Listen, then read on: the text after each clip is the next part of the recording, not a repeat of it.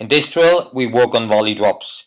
We use a large box as a target, which is very motivating for students. The card box in reality is actually pretty big, even though it looks quite small in this video. And it's also not placed right at the front wall. Using a card box is great to make this drill into a game, especially with a couple of people. It's also well suited for people who put too much pace on their volley drop and the volley drop comes too far back to the middle. Have students hit the volley drop with an open stance, which is very common in the middle of the court where there's very little time available. A crucial part of a consistent volley drop is early racket preparation together with your feet movement as one unit. The racket preparation for the student in blue is too late, which doesn't allow for a follow through, even though only a very short backswing is needed. Maintaining a solid balance is another crucial part of being consistent with delicate shots like a drop shot. As you can see here, the upper body of the student in blue collapses while he executes the shot. A stable wrist is another important part of a volley drop to be able to take the pace off the ball and to be consistent. A late racket preparation for a volley drop is quite often the cause for excessively using the wrist. The advantage of using the squash cannon is the rhythm it gives you and the consistent feeds. It makes it much easier to groove your shots. Racket preparation and movement need to happen together to be ready in time, especially for shots on the fly. Only early racket preparation will allow you to swing slower and put in the ball short. The squash cannon is great to use as part of a progression to hone a new skill which later needs to be integrated into the game. The early racket preparation is already improved here, but the wrist is still too loose, which doesn't allow for a controlled shot. Using a box as a target is great for players who overhit the volley drop, which makes it come too far back to the middle.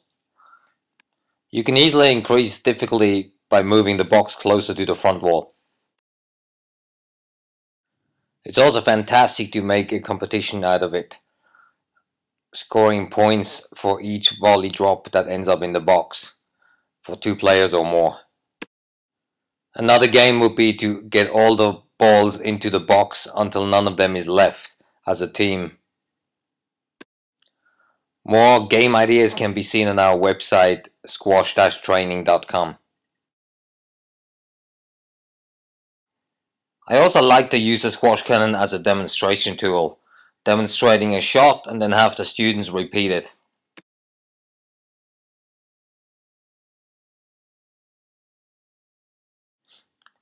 The volley drop is a difficult shot to execute, so certain problems are very common. Here you see the same problems with a late racket preparation and a loose wrist, which doesn't. The racket needs to be prepared early with a slight shoulder turn.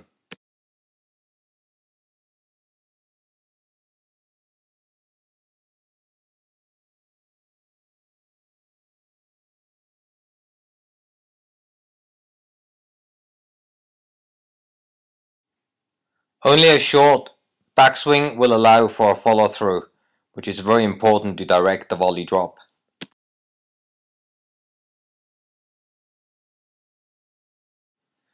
As you can see here, the follow through is quite pronounced to be able to direct the ball.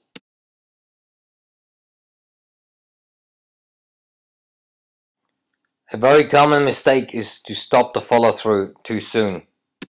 Feed slow balls with the squash cannon to force students to have more of a swing, as the ball has less energy.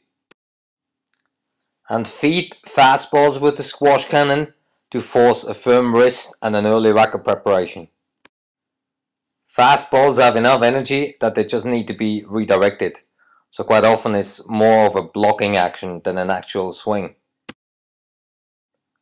I would use a variety of different speed and height settings, so students have to adjust.